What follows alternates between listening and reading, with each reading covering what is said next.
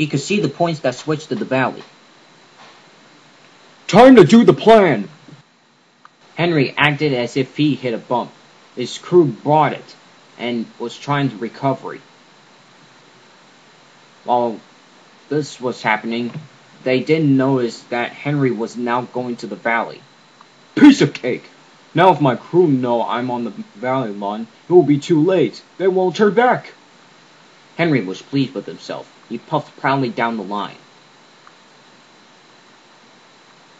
Henry came to the valley's entrance. His driver and fireman were confused.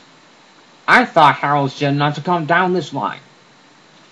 It must be safe now, or he was wrong.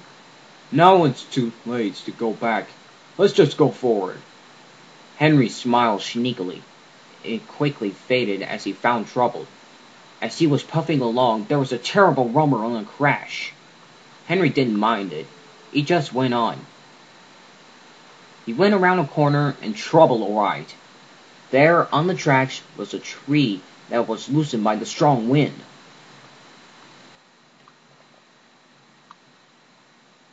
Henry screeched to a halt. His buffers brushed part of the branches off the fallen tree. Ouch!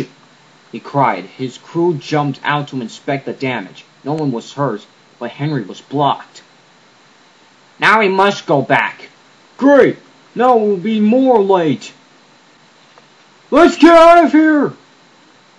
He whistled loudly when there was another rumble. Rocks slid down on the billy behind Henry's train. Great, now we're trapped. Where are the workmen? They should be here. Even if they were, it would still take a long time for them to clear the lines. Henry knew Henry didn't feel so smart now. He felt silly. His plan made him and his train late. The passengers would complain and say the Soldier was a bad railway.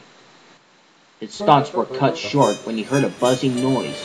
What came into sight made Henry feel even more silly. It was Harold the helicopter. Henry, I thought I told you to not go down this line. I'm sorry, Harold. I was mad at you, so I wanted to prove that you were wrong. I guess I proved that you were right after all. I'm sorry. That's okay. Now let's get you out of this jam.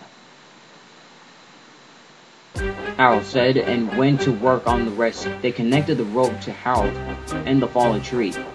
Harold pulled and the tree moved.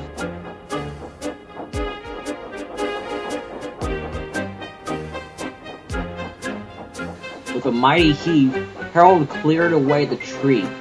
Thank you, Harold. I'm sorry that you were useless. It's quite all right. Don't keep the passengers waiting.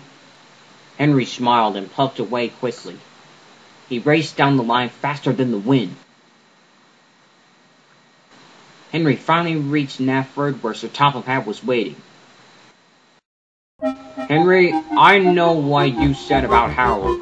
You were very foolish for doing that. You should have listened to Harold's advice. I know. I also learned that helicopters can be messy, but they come in handy in time of need.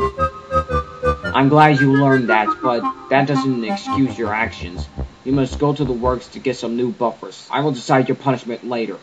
Yes, sir. Sir Topham had kept his word. Henry's punishment was harsh. He had to shun coal trucks at the coal yard.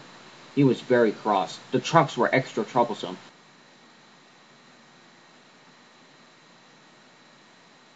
Henry had the buzzing again and saw Harold passing. He whistled hello to him. Harold smiled. He was glad Henry wasn't mad at him anymore. Soon Henry's punishment was over and he was pulling freight and passenger trains again. He always whistled a happy toot toot to Harold. Harold can't whistle back, but he yells hello to him. Now the two are great friends. Even though Harold makes Henry dirty, Henry learned not to get mad. Well, for most of